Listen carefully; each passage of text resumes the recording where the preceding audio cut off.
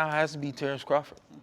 I think there was just a number of things that I saw, felt, sensed, the whole nine, and he was just a little bit better, more than just about everybody I've been in the ring with.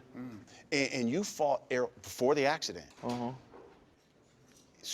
Difference between fighting Errol, fighting Bud Crawford? You know what? I think, and I got a feeling Errol he would confirm this. But I think coming into the ring, Errol was prepared to beat me at my game, and Terence was prepared to beat me at his game. Mentally, there's a difference. If Errol could do it again, I think he'd do it a little differently. Outcome may not even be the same, but I think he would at least try to do it a little differently. Getting in the ring with Terence again, he's gonna do exactly what he did, the way he did it. That's the difference between those two. And if anything, Errol's learned from that. Everybody in the world wants to see them fight. Do you believe it will be an explosive fight? Yeah, absolutely, absolutely. Terence Crawford versus Errol Spence will be an explosion. I can guarantee it. Because, again, going back to the mentality, Errol likes to be a commander-in-chief, likes to control the ring, likes to do what he wants to do. Against me, he chose to try to beat me at my own game. Terence, I'm coming in the ring. This is what I'm going to do. Stop me. You got two guys saying stop me. You can't beat that. You know what I mean? Especially when we got the speed and the movement and the power and the strength. All the intangibles that it takes to be a boxer. You got both sides of the ring can do it, you know what I mean? And we don't get that very often. It kind of, I get a sense that you think Bud Crawford has the advantage as of right now. Your fight against Bud Crawford was all action. Yeah. And let's be honest, there were some people who had you up at the time of the stoppage. Yeah. When you look back on it, anything you would have done differently? Yep. Yeah. You know, people for a long time saying my fight was razor thin with Keith Thurman. Was there anything you would have done differently? I'm like, well, I don't know what I could have done differently. I did what I could do. Right. And then slowly as I got behind that, I was like, oh yeah, I'd have done this. I could have done that. And you kind of always, the further you get away from something, I think you're able to see your mistakes, or you could have done something better, or made some adjustments and improvements. So definitely tons of things. What would you done differently? You know what? With both, with Terence and with Errol, with both those guys, I think that there were moments where I could have changed my cadence, changed my rhythm, and I didn't do it on those marks. Those are two guys where you got to be on the marks. You know, in TV, they're like, hey, just don't move off your mark. Right. You move off your mark against those guys, and what happens, happens. You know what I mean? So I am, I think, if anything, probably one of the best guys to challenge both those guys, but also to show you, like, hey, you know, even one of the best, if you're off your mark, they'll capitalize.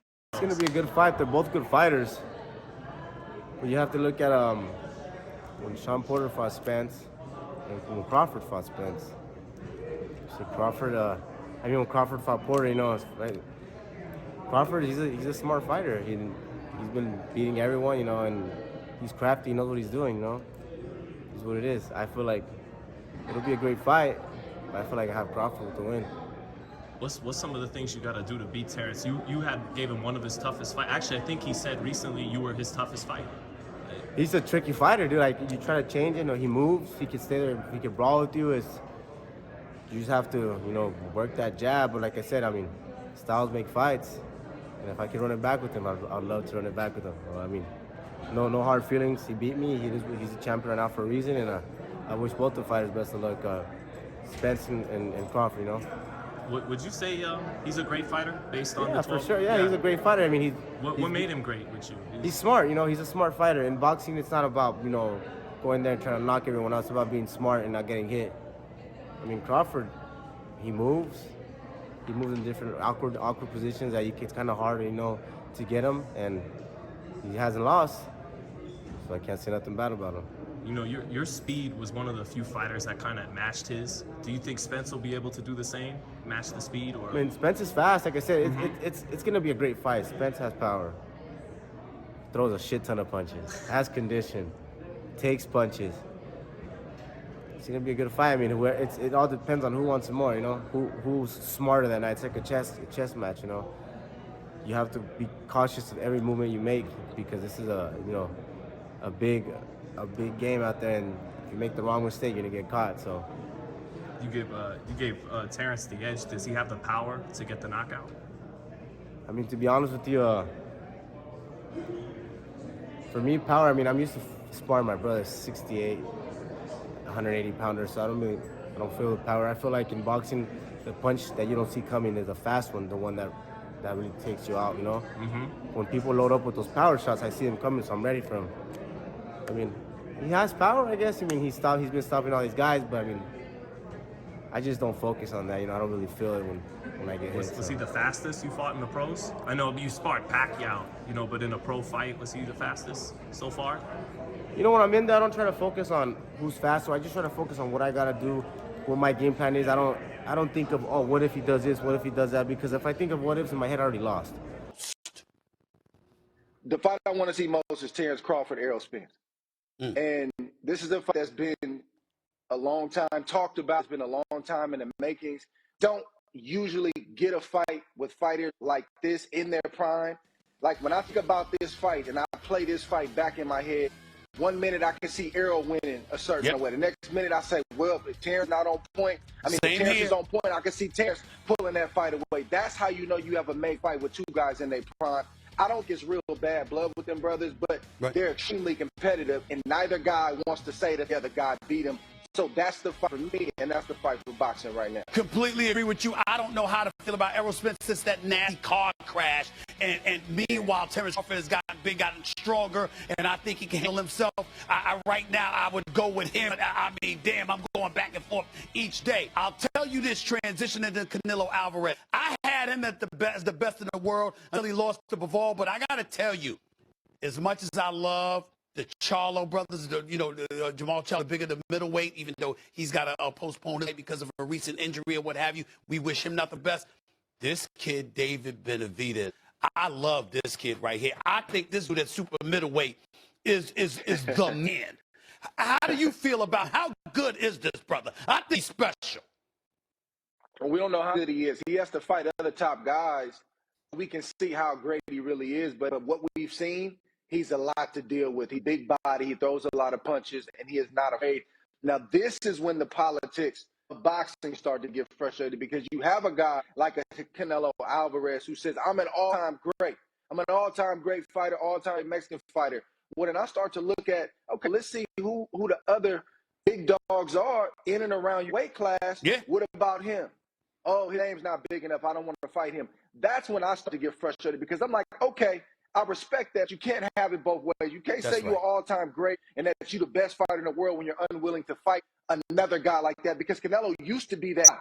Yeah. Before he got his shot, he used to be that guy. So I'm hoping Benavidez gets the big fights, and I think he's going to show well. He's going to be a very difficult fighter to beat. I'm praying we see it. I'm praying boxing promoters finally give us what the hell we want for a change.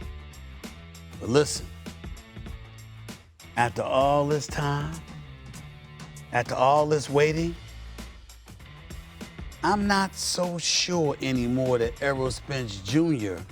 has the upper hand against Terence Crawford.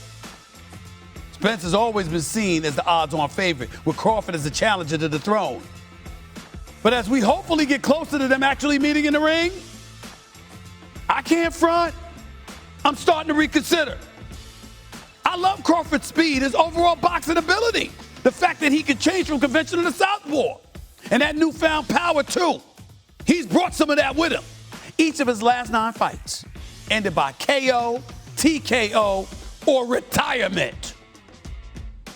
Spence is the odds-on favorite because the brother's big time, and I got love for him, too. Always has been. But I think it's a pick 'em, y'all. A pick 'em. And when it comes down to it, when we finally get the fight we crave and so richly deserve, I think I'm going with Terence Crawford. I'm not sure, but I'm leaning in that direction. I just don't know. I just don't know. Terence Crawford defeated Amir Khan Saturday to retain the WBO welterweight title. Crawford kept his title when Khan wasn't able to continue after being hit with a low blow in the 6th round. Now everyone is hoping that Crawford takes on undefeated Errol Spence Jr. in his next fight. You can see here both fighters are in the top 5 of ESPN's pound-for-pound rankings, and a potential matchup between the two fighters would be an absolute must-watch event. Welcome back to First Take. We're coming to you live above the river deck at Pier 17, brought to you by Chase. Now, Stephen A., if we got this mega fight, Crawford and Spence, who do you think should be favored? Oh, y'all remember Magic Johnson years ago when he was at the Julio Cesar Chavez versus Pernell Whitaker fight match, and he was asked to pick between the two, and Magic was like, Pernell is a bad, he said, Pernell's my boy, but Chavez is a bad man, but Pernell's my boy. I can't. That's how I almost feel about this. Now, I will say this. Errol Spence is a natural welterweight. I think he's bigger and stronger, and because of that, he deserves to be the favorite.